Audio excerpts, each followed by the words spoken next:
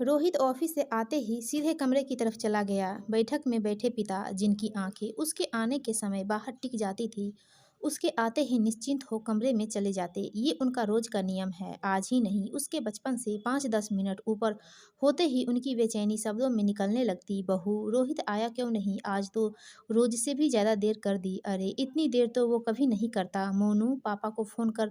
क्या बात है? इस सब का एक ही जवाब होता, आ जाएंगे। कभी काम में देर हो जाती है, कभी ट्रैफिक।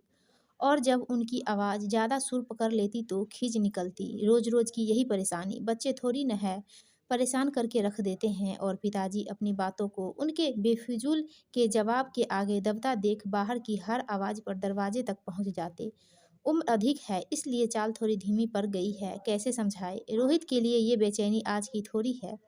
बचपन से उनको लेकर उनका यही प्रेम है। उनके इंतजार की सीमा उनके बर्दाश्त से बाहर हो जाती है। आज भी रोज की तरह दरवाज़ा खोलते ही वही वाक्य दोहराया, इतनी देर कर दी, सब ठीक, फ़ोन कर दिया करो। और हमेशा की तरह थका हारा रोहित, पिताजी चिंता मत किया करो, सब परेशान हो जाते हैं। और मुस्कुराकर अंदर चल देता। यह परेशानी नहीं नहीं थी कि वो साथ नहीं बैठता, लेकिन उसके घर आने के बाद वो निश्चिंत हो जाते और बैठक छोड़ अपने कमरे का रुख कर लेते। आज जब ऑफिस से आकर वो कमरे में था तो अचानक भूकंप के झटके महसूस हुए। वो फुर्ती से उठ बीबी बच्चे को बाहर भगाने की हिदायत देते हुए उसे खींचता हुआ तेजी से बाहर भागा।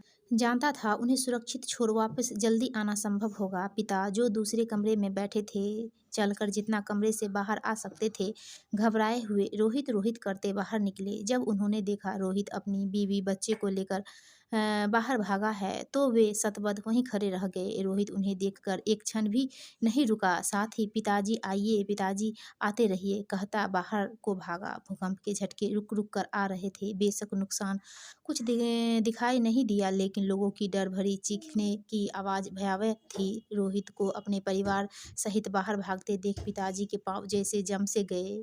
उन पर अब डर, भूकंप किसी का असर न था। उन्हें लगा उनकी किसी को कोई ज़रूरत नहीं, वे बेवजह जी रहे हैं एक बोझ की तरह। वे जिस बेटे को अपने जीवन का आधार मानते थे, उसे अपने पिता से कोई सरोकार नहीं। उसने एक बार भी उन्हें बाहर ले जाने ज़रूरत नहीं समझा। अंदर तक टूटे हुए पिताजी पर जैसे बिजली टूट पड़ी हो। उन्हें जीने का कोई मकसद नज़र नहीं आ रहा था। अरे, रोहित के बचपन से आज तक के एक एक पल आंखों के आगे आ गए। धर्मपत्नी का चले जाना और उस छोटे से बच्चे को माता पिता दोनों का स्नेह देना। उन्होंने हमेशा यही तो ईश्वर से चाहा कि उन्हें उसके लिए बनाए रखे।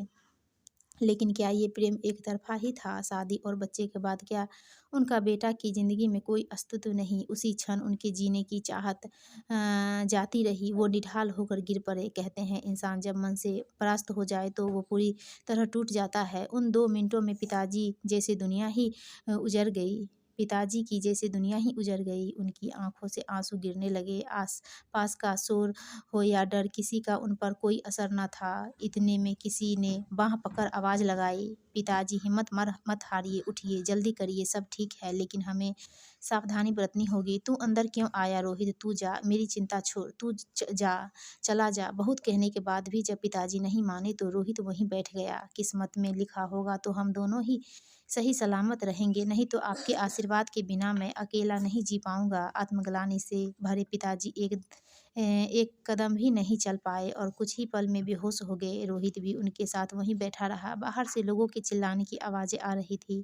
कुछ समय बाद सब शांत हो गया। थोड़ी थोड़ी देर में भूकंप के 3 झटके महसूस हुए। कोई जान माल का नुकसान नहीं हुआ। घरों में दरारें जरूर आई, लेकिन मन की दरारें पूरी तरह भर चुकी थी। पिताजी समझ गए बेटा उन्हें आज भी उतना ही प्यार करता है और वही प्यार वो अपने परिवार से भी करता है। बस समय की व्यस्तता और बढ़ती जिम्मेदारी ने उसे सब ओर से घेर लिया है। उसके फ़र्ज़, ज़रूरतें और ज़िम्मेदारियाँ बढ़ चुकी हैं। दोस्तों, आपको ये कहानी अच्छी लगी तो प्लीज़ वीडियो को लाइक कीजिए और हमारे चैनल को सब्सक्राइब